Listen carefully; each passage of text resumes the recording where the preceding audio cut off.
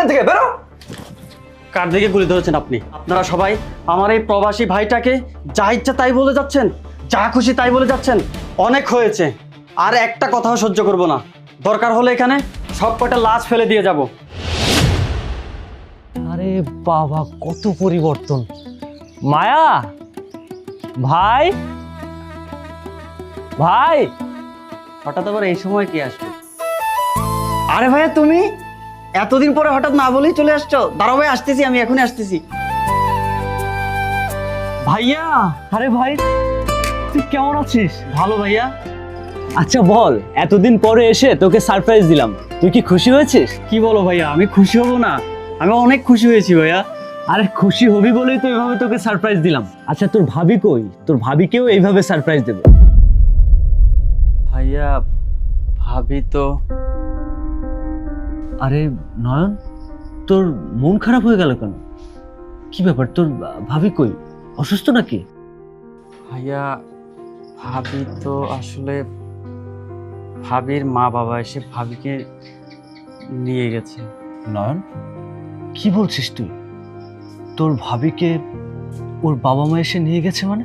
হ্যাঁ ভাইয়া, ভাবিকে ভাবির মা বাবা এসে নিয়ে গেছে। তাছাড়া ভাবিকে সম্ভবত অন্য কোথাও বিয়ে দিয়ে দিচ্ছে। নয়ন, কি বলছিস তুই এসব? আমার বউকে তার বাবা মা এসে নিয়ে গেছে, অন্য জায়গায় বিয়ে দিয়ে দিচ্ছে? না না, তুই আমার সাথে চল, আয়। আমার বউকে বিয়ে দিয়ে দেবো মানে? আয়। একটা জিনিস বুঝলাম না, বয় এখানে।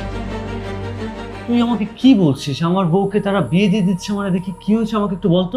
ভাইয়া, ভাবির মা প্রায় সময় আসে, এসে ভাবিকে বলে, আমি তোকে টাকার জন্য বিয়ে দিছি এখানে, তোর জামাই প্রবাসে থাকে, তোর এই সংসার করার দরকার নাই, চল তোকে আমি নিয়ে যাবো, এটা বলে ভাবিকে নিয়ে গেছে। ভাইয়া, তাছাড়া ভাবিকে এটাও বললো যে ওনাকে নাকি অন্য জায়গায় নিয়ে বিয়ে দিবে। আচ্ছা ঠিক আছে, চল তুই আমার সাথে। আমি যা বোঝার বুঝে গেছি। আমার বউকে তারা অন্য জায়গায় নিয়ে গিয়ে বিয়ে দেবে, আমি কি প্রবাসী হয়ে অপরাধ করলাম নাকি? চল আমার সাথে। আপু, নতুন দুলাভাই না অনেক সুন্দর। এই চুপ কর, কি বলছিস তুই এসব? কাজী সাহেব, তাহলে আপনি কাজ শুরু করেন। আচ্ছা, যেহেতু দুনো পক্ষ রাজি আছে, আপনি তো মেয়ের মা, তাই না? আচ্ছা, তাহলে আমরা শুরু করতেছি। আর 20 লক্ষ টাকা কাবিন ধার্য করছেন আপনারা দুনো পক্ষই মূলত। এখন যাই হোক, তাহলে আমরা এই ইয়াতে কোনো কারো আপত্তি আছে কি? জি না। আচ্ছা জামাই সাহেব, আপনার কোনো আপত্তি আছে কি? জি কাজী সাহেব, আমি রাজি আছি এই বিয়েতে। আচ্ছা, দুনো পক্ষ যেহেতু রাজি, আমি এখানে সবকিছু লিখে নিয়ে আসছি, আমি জাস্ট পড়ে শোনাচ্ছি, আপনারা শুনুন। উত্তরপাড়া সুমাইয়া আক্তার যদি এই বিয়েতে রাজি থাকেন, তাহলে আপনি বলুন আলহামদুলিল্লাহ কবুল। মা, আমি এই বিয়ে করতে চাই না। এই চুপ! বিয়ে করবি না মানে তোকে এই বিয়েটা করতেই হবে। তোকে প্রবাসী ছেলে দেখে বিয়ে দিয়েছিলাম, কি পাইছিস জীবনে? আর তুই কি পাইছস? ওই ছেলের সাথে তোকে সংসার করতে আমি দিব না। ওই ছেলে প্রবাসে যাওয়ার পরে তুই ওই বাড়িতে একা একা থাকিস এবং কি ওই বাড়ির কাজকর্ম করিস। আমি মা হয়ে ওই কষ্ট সহ্য করতে পারবো না। তাছাড়া তুই ওই ছেলেকে বিয়ে করে কি পাইছিস? টাকা পয়সা, স্বর্ণ গয়না, এছাড়া তো আর কিছুই পাসনি। শোন মা, তুই এই ছেলেকে বিয়ে কর। এই ছেলেকে বিয়ে করলে তুই অনেক সুখে থাকবি, টাকা পয়সা, বাড়ি গাড়ি সবকিছু পাবি, তুই রানীর মতো থাকবি, আর তোকে অনেক আদর যত্ন করবে মা। ঠিক আছে মা, জন্মের পর থেকে তোমার কোনো কথার অবাধ্য হয়নি, আজকেও হব না। তুমি যখন যে সিদ্ধান্ত নিয়েছো, আমি সেই সিদ্ধান্তই মেনে নিয়েছি। আজকে যেহেতু তুমি এই সিদ্ধান্তটাই নিয়েছো যে তুমি আমাকে এই ছেলেটার সাথে বিয়ে দিবে, আচ্ছা আমি মেনে নিলাম, আমি এই ছেলেটাকে বিয়ে করব। তবে মা, তোমাকে একটা কথা বলি, যে মানুষটা আমাকে সুখে রাখার জন্য ওই দূর প্রবাসে দিনের পর দিন, রাতের পর রাত কষ্ট করে যাচ্ছে, সেই মানুষটা যদি দেশে এসে দেখে আমি তার বাড়িতে নেই এবং তারও নেই, সেই মানুষটার কি হবে মা? তুমি শুধু আমার সুখের কথাই ভাববে। যাই হোক, তুমি যেহেতু সিদ্ধান্ত নিয়েছো আমাকে বিয়ে দিবে, আমি বিয়ে করব। কাজী সাহেব, আপনি বিয়ে পড়ান। কাজী সাহেব, আপনি আর দেরি করবেন না, আপনি তাড়াতাড়ি বিয়েটা পড়ান। প্রথম পক্ষ রুহুল আমিন এর একমাত্র পুত্র সন্তান, তার সাথে সুমাইয়া আক্তারের 20,01,000 দেনমোহর ধার্য করিয়া আপনি যদি এই বিয়েতে রাজি থাকেন তাহলে বলুন আলহামদুলিল্লাহ কবুল।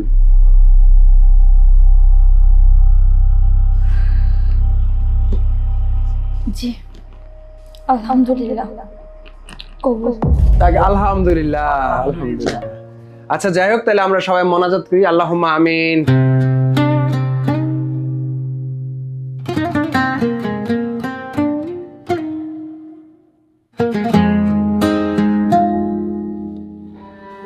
আমিন। যাই হোক, তাহলে আমি আসি তাহলে। আচ্ছা ঠিক আছে। মা মাইশা, সবার জন্য মিষ্টি নিয়ে আসো, সবাইকে মিষ্টি দাও। আর কাজী সাহেব, আপনি নিচে খাওয়া দাওয়া করে যাবেন। আয়।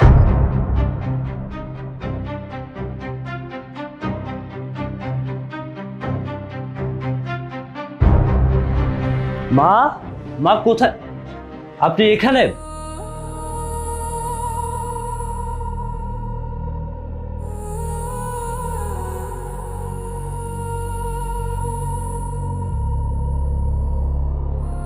মা, মা, এসব কি হচ্ছে মা? কি হলো মা? কথা বলছেন না কেন? মায়া, মায়া কি হচ্ছে সব?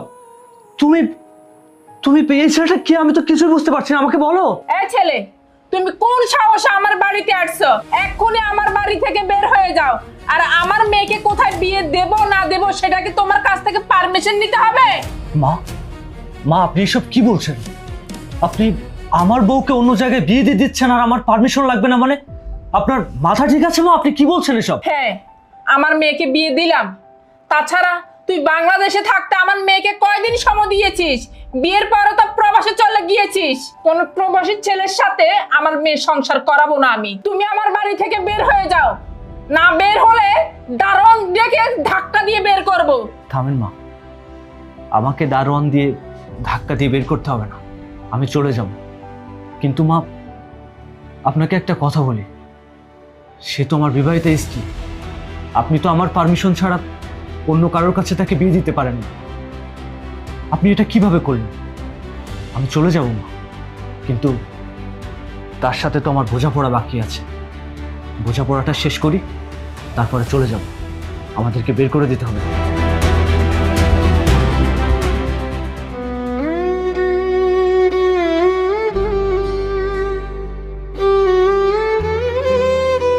মায়া, একটাবার তুমি বলো তো, এই বিয়েতে তোমার সম্মতি আছে কিনা? মায়া, তুমি শুধু একটাবার বলো, এই বিয়েটা তোমার সম্মতিতে হচ্ছে কিনা? মায়া, চুপ করে থেকো না, একটাবার বলো না। সূর্য, সূর্য তুমি আসছো? তুমি অনেক দেরি করে ফেলছো সূর্য, অনেক দেরি করে ফেলছো। মায়া তুমি কেঁদো না। মায়া, মায়া তুমি শুধু একবার বলো, তুমি কি এই বিয়েতে রাজি? এই ছেলে, তোমাকে না বলেছি চলে যেতে? তুমি আমার মেয়েকে ডিস্টার্ব কেন করতেছো? আই চুপ! একটা কথা বলবেন না আপনি। আপনি আমার শাশুড়ি বলে আপনাকে অনেক সম্মান করেছি, অনেক সম্মান দেখিয়েছি, কিন্তু আর না। আমার মা নেই, আপনাকে আমি মায়ের মতো জানতাম, কিন্তু আপনি যদি আমার মাই হবেন তাহলে আপনি আমার বিবাহিতা স্ত্রীকে অন্য কারোর সাথে বিয়ে দিতে পারতেন না? অ্যাটলিস্ট আমার পারমিশন নিতেন। এখানে চুপ করে দাঁড়িয়ে থাকবেন? আমি আপনার মেয়ের সাথে কথা বলবো যদি একটা কথা বলেছেন। মায়া, মায়া তুমি চুপ করে থেকো না। মায়া, আজকে তুমি আমাকে সত্যি করে বলো, এই সব কিছু কি তোমার ইচ্ছেতে হচ্ছে? মায়া, ও তুমি তো আজকে কোনো কথাই বলবে না, কারণ তুমি চুপ আছো। তার মানে আমি বুঝে নিয়েছি এই সব কিছু তোমার ইচ্ছেতে হচ্ছে। মায়া, মায়া তুমি কিভাবে পারলে? আমি তোমার হাজবেন্ড, আমি ওই দূরপ্রবাসে তোমার সুখের জন্য কষ্ট করছি। তুমি কিনা অন্য একটা ছেলেকে বিয়ে করার জন্য লাল শাড়ি পরে বধূ সেজে বসে আছো। তাহলে এই কি ছিল তোমার ভালোবাসা? মায়া, মায়া তুমি আজকে চুপ করে থেকো না। এটাই যদি তোমার ভালোবাসা হবে তাহলে তুমি আমাকে আগে কেন বলোনি? কেন তুমি আমাকে দুঃখ দিলে? কেন তুমি আমাকে কষ্ট দিলে? মায়া, মায়া আমি তোমাকে মন প্রাণ দিয়ে ভালোবেসেছিলাম। আমার তো বাবা নেই, আমার মাও নেই। আমি শুধুমাত্র তোমার সুখের কথা ভেবে ওই দূরপ্রবাসে দিনের পর দিন কষ্ট করছি। 24টা ঘন্টা কষ্ট করছি শুধুমাত্র তোমাকে একটু ভালো রাখবো বলে। মায়া জানো, আমি না তোমাকে আমার জীবনের শেষ আশ্রয়স্থল ভেবেছি। আমি তোমার প্রতিটা সত্যি কথাকে বিশ্বাস করে আমার নিজের সুখ, আমার নিজের ইচ্ছে অনিচ্ছে, ভালো লাগা ভালো থাকা সবকিছু তোমার হাতে তুলে দিয়েছিলাম। কিন্তু তুমি আমার সাথে অভিনয় করেছো। আমার সাথে তুমি মিথ্যে ভালোবাসার খেলা খেলেছো। এটা তুমি একদম ঠিক করো। জানো মায়া, আমার মনে হচ্ছে কি আমি তোমাকে হারাইনি, আমি আমার ভেতরে থাকা সত্তাটাকে হারিয়ে ফেলেছি। তুমি শুধু আমার বিশ্বাস ভাঙনি, তুমি আমার ভেতরে থাকা মানুষটাকে জীবন্ত কবর দিয়েছো। কিন্তু মায়া, একটা বারও কি তুমি ভেবে দেখেছো যে মানুষটা তোমার সুখের জন্য, তোমার ভালো থাকার জন্য তার সুখ, তার সবকিছু বিসর্জন দিল, সেই মানুষটাকে রেখে তুমি আজকে লাল শাড়ি পরে বধূ সেজে অন্য একজনের ঘরে চলে যাচ্ছ? তোমার সাথে আমার ডিভোর্স পর্যন্ত এখনো হয়নি। তুমি ঠিক কি করেছো মা? তুমি ভালো করেছো। তুমি নিজের সুখের জন্য সবকিছু করেছো, কারণ এই সবকিছু তো তোমার কথা মতো হচ্ছে না, তোমার মায়ের কথা মতো হচ্ছে। কিন্তু তুমি তো ভাবতে পারতে যে তোমার জন্য আমি অপেক্ষা করছি, আমি সবকিছু বাদ দিলাম। কিন্তু একটা বার কি তোমার আমার কথা মনে পড়েনি? আমি জানি মায়া, আজকে থেকে আমাদের এই ভালোবাসার পরিবহনটা এখানেই থেমে যাবে, আমাদের ভালোবাসাটা এখানেই শেষ হয়ে যাবে। আমি চেয়েছিলাম তোমার সাথে আমি শত শত রাস্তা, লক্ষ লক্ষ রাস্তা, কোটি কোটি রাস্তা পাড়ি দেব, কিন্তু সেটা তো আর হলো না, কারণ তুমি এখন আর আমার নেই। আরে যে মানুষটা আমার নেই, এদের সাথে লড়াই করে আমি কি করব? যে মানুষটা আমাকে ভালোবাসে না, সে মানুষটাকে আমি আর কি বলবো মায়া? তবে তুমি একটা কথা মনে রেখো, এভাবে কখনো সুখে থাকা যায় না। আমি তোমাকে বলে যাচ্ছি, তুমি কোনোদিন সুখে থাকতে পারবে না। এখান থেকে তোমার 100 বছর পরেও আমার কথা তোমার মনে করতে হবে। আর আমি সারা জীবন মনে রাখবো তোমার কথা, যে তুমি আমাকে কোথায় আঘাত করেছো। জানো মা, আজকে না একটা কথা ভীষণ বলতে ইচ্ছে করছে। তুমি আমাকে স্বপ্ন দেখিয়েছি সারাটা জীবন আমার সাথে থেকে যাবে। তুমি আমাকে সব সময় বলতে, যদি বাঁচি একসাথে বাঁচবো, যদি মরি একসাথে মরবো। কিন্তু ভাই, আমি তো বেঁচে আছি, কিন্তু আমার সামনে আমার ভালোবাসার মানুষ বধূ সেজে বসে আছে। আমি এটা কি করে সহ্য করবো মা? আমার মনে হচ্ছে কি আমি ওই দূর প্রবাসে ভালো ছিলাম, ওখানে আমি শান্তিতে ছিলাম। আমি কেন আসলাম? আমি এসেছিলাম আমি আমার বউকে সারপ্রাইজ দেবো, কিন্তু আমি এসে নিজেই সারপ্রাইজ হয়ে গেছি মা। আমি কি সারপ্রাইজ? আমি তো এই সারপ্রাইজ চাইনি।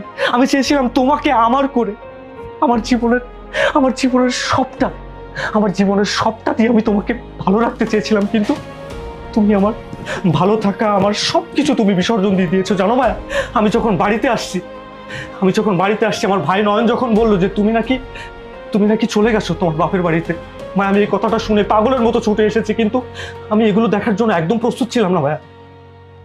ভাই নয়ন, আমার কি হয়ে গেল ভাই? আমি তোর সাথেও একটা মিনিট কথা বলিনি, আমি এই মানুষটার সাথে কথা বলেছি। তুই যদি আমাকে কোনো কিছু বলেছিস, আমি সেটার গুরুত্বই দেইনি, কিন্তু এই মানুষটা কোনো কিছু বললে আমি সেটার গুরুত্ব দিয়েছি। কিন্তু সেই মানুষটা আমার চোখের সামনে বধূ সেজে বসে আছে। আমি আর কি বলবো ভাই? এই চুপ! অনেকক্ষণ ধরে বসে বসে তোর বক বক শুনছি, আমার আর ভালো লাগছে না। এইখান থেকে বেরিয়ে যাবি, নাহলে 6টা বুলেট 6টা তোর বুকে গুজে দিব। বেরো এখান থেকে, বেরো! কার দিকে গুলি ধরেছেন আপনি? আমিও এতক্ষণ আপনাদের সবার কথা শুনছি। আপনারা সবাই আমার এই প্রবাসী ভাইটাকে যা ইচ্ছা তাই বলে যাচ্ছেন, যা খুশি তাই বলে যাচ্ছেন। অনেক হয়েছে, আর একটা কথাও সহ্য করব না। দরকার হলে এখানে সব কটা লাশ ফেলে দিয়ে যাব। অনেক হয়েছে ভাইয়া, আর একটি মুহূর্ত এখানে থাকবো না আমরা। চলো ভাইয়া, আমরা এখান থেকে চলে যাব। থাম ভাই, অনেক হয়েছে। আমার যা বোঝার আমি বুঝে গেছি। মায়া, আমাকে আর কিছু বোঝাতে হবে না, আমি যাচ্ছি। ভালো থেকো। না, চল। দাঁড়াও সূর্য, তুমি কোথাও যাবে না। তুমি আমার সব কথা শুনে যাবে। এতক্ষণ তো তুমি বলেছো, আমার কথা তো তুমি শোনার প্রয়োজন মনে করলে না। আমি এই বিয়েটা কেন করেছি, কেন করতে চেয়েছি, তুমি একটাবার জিজ্ঞাসা করেছো? তুমি তোমার কথাগুলো বলে তুমি চলে যাচ্ছিলে। সূর্য, ছোটবেলা থেকে আমার মা আমার উপর অত্যাচার করতে করতে এই পর্যন্ত চলে আসছে। আমার মা আমাকে যখন যা বলতো আমি তাই করতাম, কারণ আমি কখনো আমার মায়ের অবাধ্য হইনি। আমার মা আমার জীবন নিয়ে যে ডিসিশন দিত আমি সেটাই মেনে নিতাম। আর আমি আমি এই বিয়েটা করতে চাইনি, আমার মা আমাকে জোর করে এই বিয়েটা করিয়েছে। তাছাড়া তুমি জানো সূর্য, যে ছেলেটার সাথে আমার বিয়ে দিচ্ছে সেই ছেলে একটা সন্ত্রাস। আমি ওকে বিয়ে করতে চাইনি, আমার মা আমাকে জোর করে বিয়ে দিচ্ছে। দেখো, আমি কিন্তু এখনো তোমার বিবাহিত স্ত্রী, তুমি এখন আমাকে ডিভোর্স দাওনি। তোমার বাসা থেকে আমাকে জোর করে নিয়ে এসে এই সন্ত্রাসের সাথে আমাকে জোর করে বিয়ে দিচ্ছে। আমি মাকে বারবার বুঝিয়েছি, কিন্তু মা আমার কোনো কথা শোনেনি। মা ভেবেছে হয়তো আমি তোমার কাছে সুখে নেই, কিন্তু তুমি তো আমার সুখের জন্য এই দূরপ্রবাসে চলে গিয়েছিলে। তুমি আমার জন্য দিনের পর দিন কষ্ট করে যাচ্ছ। শুধুমাত্র এরকম মায়েদের কারণে শত শত প্রবাসীদের সংসার ভেঙে তছনছ হয়ে যায়। সূর্য, তুমি আমাকে তোমার সাথে নিয়ে চলো। আর যে মা কিনা নিজের স্বার্থের জন্য নিজের মেয়ের সংসার নষ্ট করতে পারে, সেই মায়ের কোনো পরিচয় আমি দিতে চাই না। আর তোমাকে একটা কথা বলছি, আজকে থেকে তুমি ভেবে নিবে তোমার কোনো মেয়ে নেই, তোমার মেয়ে মারা গেছে। সূর্য, আমাকে নিয়ে চলো। মায়া, তোমার এই কথাটার অপেক্ষা ছিলাম আমি। আমার এই হাত থেকে তোমাকে কেউ কোনোদিন আর ছিনিয়ে নিতে পারবে না। চলো আমার সাথে।